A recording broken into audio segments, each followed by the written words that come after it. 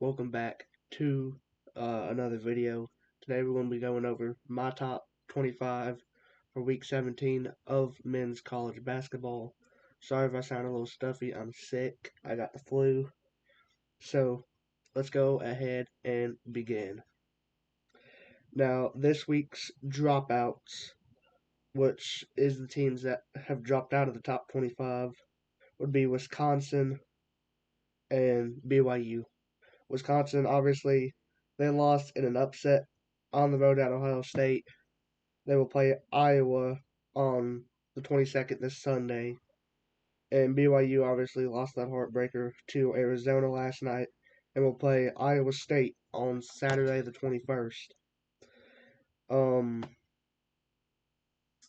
so those are our dropouts. Teams I have on the bubble of the top 25 would be um, Tennessee. Definitely a team that could be ranked and I think should be, but they are not in my top 25. Missouri is another team. And then last team I would probably put on the bubble is Clemson because Clemson was ranked previously, but after their loss to Wake Forest and Duke, they kind of dropped out of the top 25 after that. Now, let's go ahead and get into the actual top 25 rankings. At 25, we have a new team joining the top 25, the Miami Hurricanes, representing the ACC. Miami is off to an impressive start as the season is wrapping up. The Miami Hurricanes currently sit at 21-5. They're on a 4-game win streak and is third in the ACC. At 24, it was a little hard to replace these teams, but it could go either way. I still think these are going to be the two teams that get in. So 25 was Miami. 24 is going to be Santa Clara. Santa Clara is 22-6. They're on a 1-game losing streak. They are second in the West Coast Conference, just behind Gonzaga. It's who they lost to by 8 the other night on Saturday, the 14th. Other than that, they have some very impressive wins, especially on the road. Um, they took care of business in their non-conference games. They almost beat St. Louis, who is currently ranked 18th, but in my predictions, that will change. Santa Clara has had an amazing season, despite the losses they've had to tougher teams. So I think Santa Clara deserves to be in the top 25 for Week 17. At number 23, I have the Louisville Cardinals sitting sixth in the ACC, coming off a 1-game losing streak. They lost to SMU on the road on Tuesday the 17th. In that game, Mikael Brown had 29, 5, and 4. Sorry, he had 29, 5, and 4 on 61% shooting, but they could not stop Boopy Miller. 23 points, 4 rebounds, 9 assists on 65% shooting. And if Louisville's defense is going to be a problem, which it has been all season, they will not make it far in March. And that's why, they play. That's why they play such a tough non-conference schedule, just like Alabama did to start the year. And you see how well it paid off for Bama, and Louisville did the same thing. But when they got in the conference play, it started going down, and they're sitting 8-5 in conference play, 19-7 overall. So I have Louisville being at 23. At 22, I have a team from the SEC who is on a 1-game losing streak, and we just had the game of the year that consists of this team. It is the Arkansas Razorbacks. Arkansas is second currently in the SEC, tied alongside Tennessee and Alabama for that 2 spot just behind Florida. They host Missouri on this Saturday, the 21st, but that double overtime loss to Alabama last night killed their chance of competing with Florida for the regular season SEC title. Yes, Darius Acuff had almost 50 points. He had 49 points, 5 rebounds, 5 assists on 60% shooting. But these Alabama guys was not enough to keep them in the game. They had four guys foul out. They had to put two walk-ons on the floor. John Calipari called a timeout right before one of his players hit the game-tying shot in the fourth quarter or second half, and that killed their momentum. And then you were up 14, and then you just let it go to you just let it fade away because you took stupid shots. And Bama's a dangerous team when they get on a run. They got the best offense in the country. They got the best shooters in the country. And they proved it last night. Fallon had 35, 2, and 7. Sherelle had a double double. Amari Allen had a double double. And Aiden Holloway lit it up in the shooting category. And Millette had two threes that really won them the game because they were really clutch threes. But overall, Arkansas drops two spots, even though I do think they beat Missouri on Saturday. At 21, I have the Vanderbilt Commodores. They started off so hot. They were 14-0. They were in the top 10. But now they have only won 7 out of the last 12 games. Currently on a one-game losing streak. They lost to Missouri last night. And while they are fifth in the SEC, they average 88 points a game on 48% shooting. And if you leave this team open, they're going to make you pay. I promise you. And they are 14-2 at home. So they are a dangerous home team who will shoot the lights out in their home stadium. They're currently ranked 19th. They have Tennessee Saturday. I have them losing that game, which is why they're all the way down at 21, dropping from 19 to 21. And their current record is 21-5. Like I said, fifth in the SEC. Great offensive team. Defense needs to get a little better if they're going to make it far in March. Number 20, I have the Alabama Crimson Tide. I was tempted to put them at 19, but I couldn't because Miami, Ohio is higher than Bama on my list. Alabama is first in the country in Division One men's college basketball in points per game at 92.7 on 46% shooting and 36% from three. They are currently 25, but with a win over Arkansas last night at home and then going on the road to play LSU on Saturday, I think Bama jumps up to 20.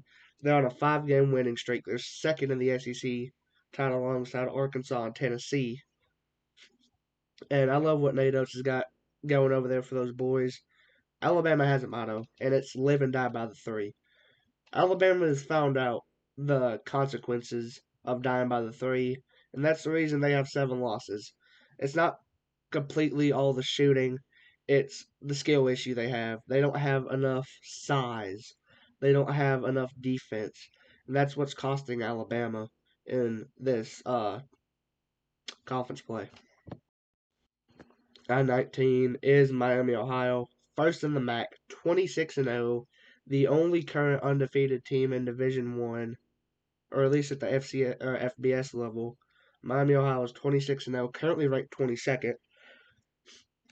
They're on a 26-game win streak, and I think that'll continue when they play Bowling Green tomorrow, the 20th, at home at 7:30 on ESPN Network. They have the second most points per game in Division One men's college basketball at 92.3. Their schedule doesn't impress me. They're undefeated, so I mean that's an achievement in itself. Even if you play nothing but low caliber teams throughout the season, but the Red Hawks have something going, and right now, if I was to make the bracket for them, I'd put them around a 7-9 seed. At number 18, I have the North Carolina Tar Heels.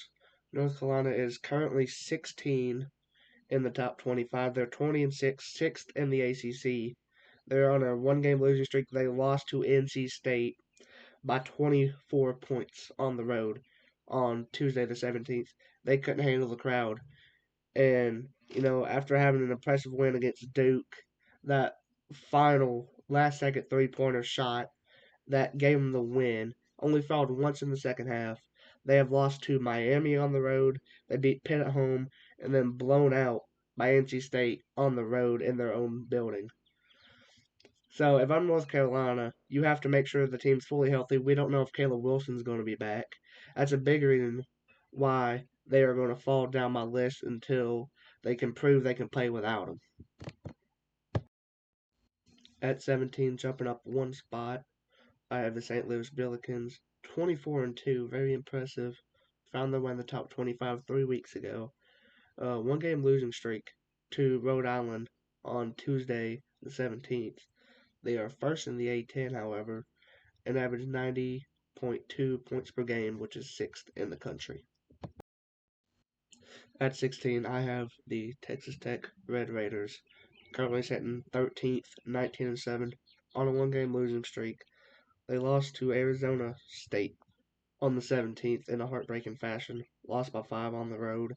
They play TCU this Saturday, the 21st. They're fifth in the Big 12, and with JT Toppin tearing his ACL, I don't think this team goes forward in any kind of statistics or wins. They'll obviously finish above 500, but the schedule ahead is tough, and without Toppin, Texas Tech is on the edge. At 15, I have St. John's. The Red Storm is currently 17th in the country. They're 21-5, 12-game win streak, first in the Big East after UConn's lost to Villanova last night. They average 84 points per game, which is 32nd in Division One. They'll face Creighton. UConn lost to Creighton, not Villanova. I'm sorry. They will face Creighton this Saturday. Maybe Creighton can pull off another upset. At 14, I have the Michigan State Spartans. They will go up one spot as they currently sit at 15th. 21-5 on the year. They're on a one-game win streak. They beat UCLA. That game was pretty crazy. The Owen ejection by the coach, where he threw one of his players out, it was kind of funny. They're in the Big Ten as of right now. We'll host Ohio State at home on this Sunday, the 22nd. And one of the biggest followers of the week at number 13, I'm going to have the Nebraska Cornhuskers. Nebraska is currently ninth in the country. They're 22-4. They lost on the road at Iowa on Tuesday the 17th, and they are third in the Big Ten, tied with Michigan State and Purdue. If you were going to ask me if Nebraska is going to be ranked in the top 10 after this, at the end of the season, I would probably say no, because the schedule ahead, they have Penn State, Maryland, USC, UCLA, and Iowa, which you might think is pretty easy, but I think they'll lose at least one of those games. Now, taking a look at another riser from this current poll, we have the Virginia Cavaliers. Virginia comes in as the 14th ranked team in the country, sitting at 23-3, 7-game win streak, and is second in the ACC, only behind Duke. They have a tough game against Miami this upcoming Saturday the 21st at 1 p.m. They will be playing in Virginia. Their past 7 games, obviously had the blowout at Georgia Tech last night, went on the road and played Ohio State pretty close. They beat them by 4. Went on the road to Florida State, played them pretty close, beat them by 3. And then the last 4 games were just blowouts to Syracuse, Pitt, beat Boston College by 7 on the road, and then went on the road, beat Notre Dame by 3 in 2 overtimes. And then their last loss was the 24th of January against North Carolina when they were ranked 22nd. Number 11, I have the Florida Gators, currently sit number 12, first in the ACC. They are 20-6 with a 6-game winning streak, blowouts over South Carolina, Alabama, Texas A&M, Georgia. Those games are all won by 19 plus. Beat Kentucky by 9, and then beat South Carolina by 14 on Tuesday, and will go on the road to play Ole Miss this Saturday, the 21st. It is now time for the top 10, starting off with another big faller. We have Purdue at number 10, currently number 7. They are 21-5, third in the Big Ten, tied with Nebraska and Michigan State. they're on a one-game losing streak, lost to Michigan the other night at home. They have I think they have the toughest place to play in all of college basketball, and they let Michigan walk in, and Michigan beat them by double digits. And I understand they've had a pretty tough schedule and they've handled business very well, but I understand Michigan's good too. But we'll see how you do tomorrow against Indiana. At number 9, I have another big faller, the UConn Huskies. UConn is currently ranked in the top 5 at number 5. They are 24-3. They have lost one in a row. They lost to Creighton last night by a score of 91 to 84 at home. They let Creighton walk in, an unranked Creighton, who hasn't been ranked since 2024, and they let them walk in and beat them by almost double digits. UConn will go on the road again to play Villanova this Saturday, the 21st, to try and climb the ladder in the Big East. At number 8, I have the Kansas Jayhawks. Kansas is one of those teams that has a star player where you're like, he's either going to give me 10 one night or he's going to give me 30. That is the type of player Darren Peterson is. He's supposed to be a top 3 pick, but with injuries and everything, he has not played like one. They are currently number 8, so I think they'll stay right where they are at. They are 20-6 on a one-game win streak, and they're third in the Big 12, obviously behind Arizona, Houston, and Iowa State. By the way, the game Saturday with Houston and Arizona is going to be cinema. Right now, they're both 2 versus 4. I'll tell you about that later. But the winner of that should be ahead in the Big 12. That's going to be a fun game to watch, and it's just going to be amazing. Number 7, I just talked about this game on the last clip, but it will be the loser of the Arizona and the Houston game this upcoming Saturday. I think it will be Houston, though. Arizona is a very, very tough road team. I don't think they've lost a single game on the road this season. They're going to walk into Houston, and they're going to beat them by at least double digits, is what I'm going to say. And Houston drops down to 7 after, which, I mean, they'll be on a 2-game losing streak if that happens. They'll not only lose the tie at the top for the Big 12 regular season title, but they will also be 4th if they lose Saturday against Arizona. So I think that Houston will fall 5 spots from 2 to 7 after Saturday's game against Arizona. At number 6, one of the biggest risers of the week, jumping 5 spots from number 11 to number 6, is the Gonzaga Bulldogs. They're 26-2. They're on a 4-game winning streak, and they are first in the West Coast Conference. I know they lost to Portland a few weeks ago, but this is a different Gonzaga team than we've seen. They terrorized Alabama, and they beat UCLA when they was ranked. Steamrolled Kentucky.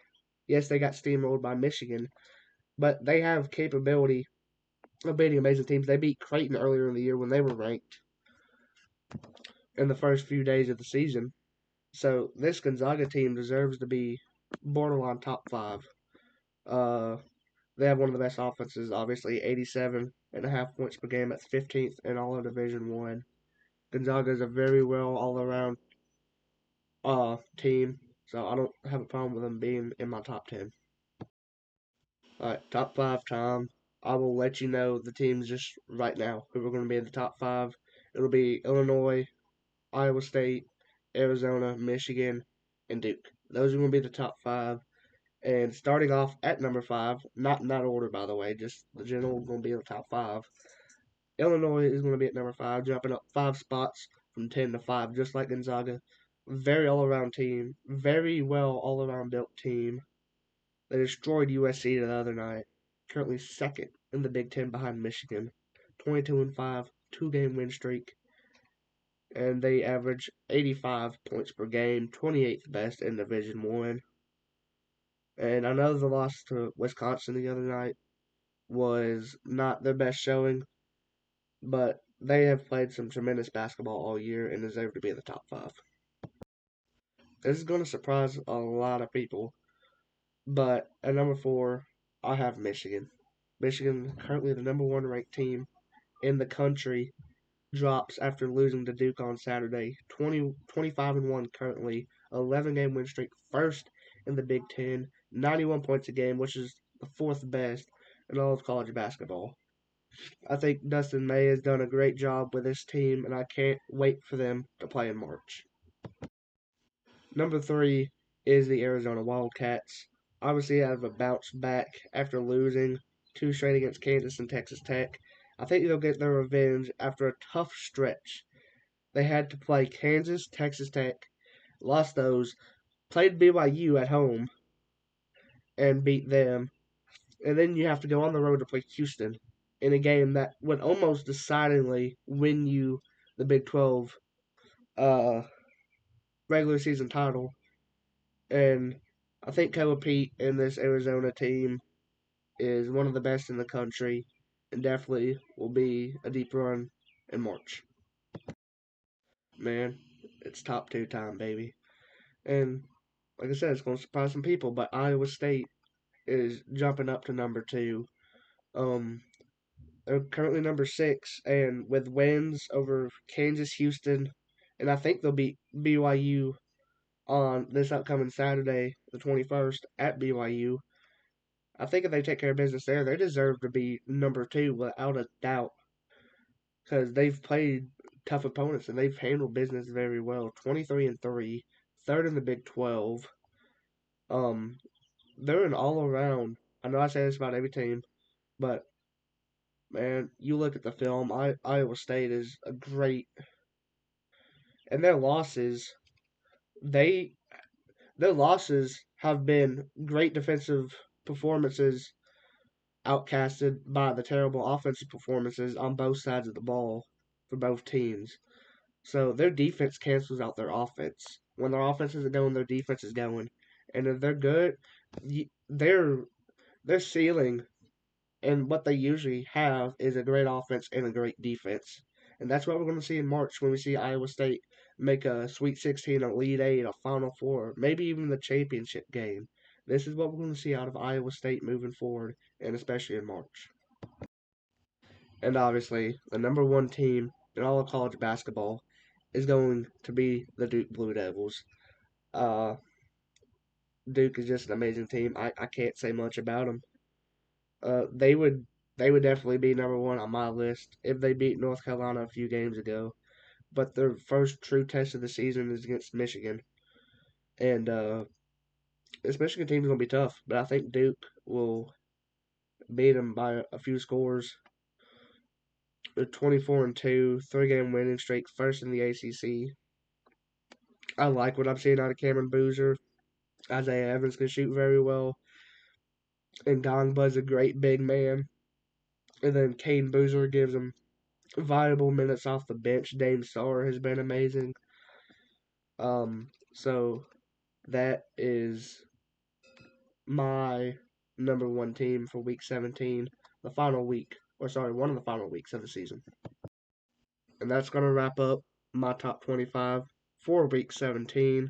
The next video I upload on college basketball will be either the bracket building or the bracket, or me filling out a bracket of my top 25, or not top 25, but every single game coming in March. I can't wait for March. I know you guys can't either. So thank you guys for watching. See you next time.